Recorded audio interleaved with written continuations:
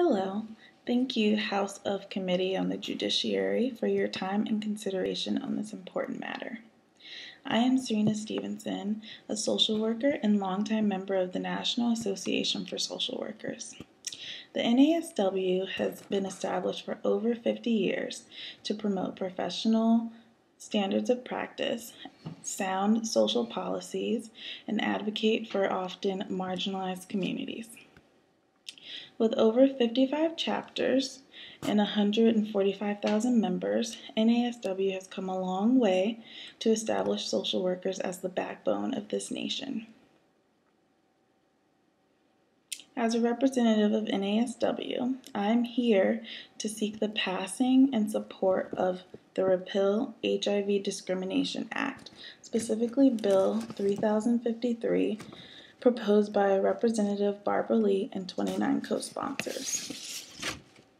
The Repeal HIV Discrimination Act outlines a need for reform in federal and state policies involving the criminal prosecution of individuals that are HIV positive. This is a clear violation of our citizens' rights and liberties. Within my time, I will give an overview of the current status of HIV in the U.S. I will explain the need for reform and provide details and recommendations of the bill. Conducted by the Center for Disease Control, we currently have 1.2 million and counting individuals living with HIV.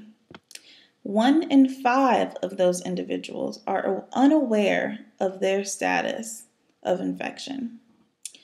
New infections annually are too high, with approximately 50,000 Americans becoming infected with HIV every year. Despite the high level of infections, HIV prevention and care has come a long way, extending the life of an HIV-positive individual by decades.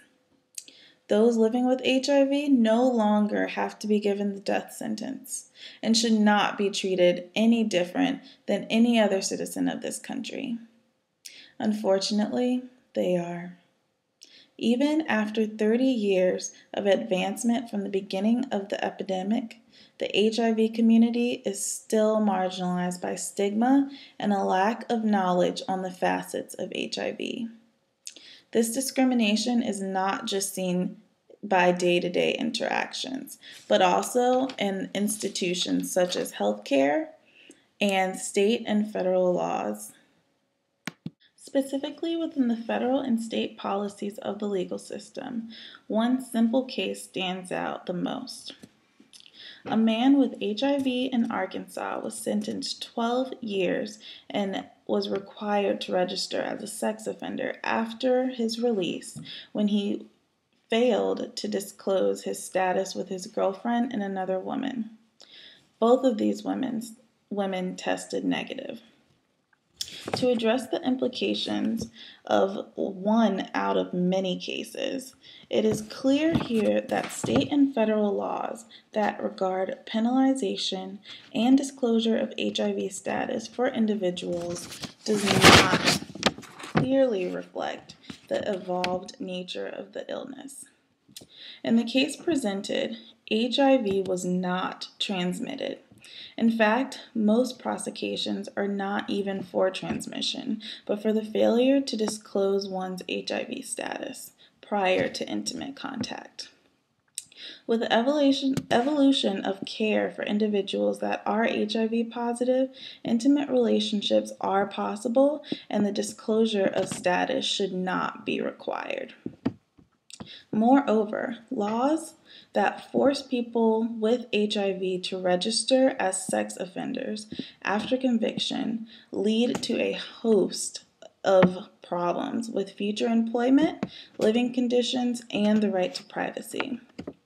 Even the relationship between healthcare and patients is jeopardized, with the fear that a patient's HIV status will be used in court against him.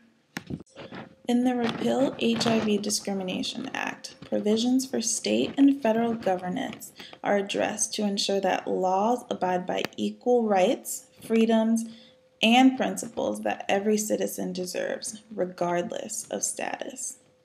This also should reflect the contemporary understanding of HIV transmission, prevention, and care. With such provisions, state and federal laws will be reviewed to be determined that the laws in place do not provide additional burdens for those living with HIV. This will also include collaboration among the Secretary of Health and Human Services and the Attorney General.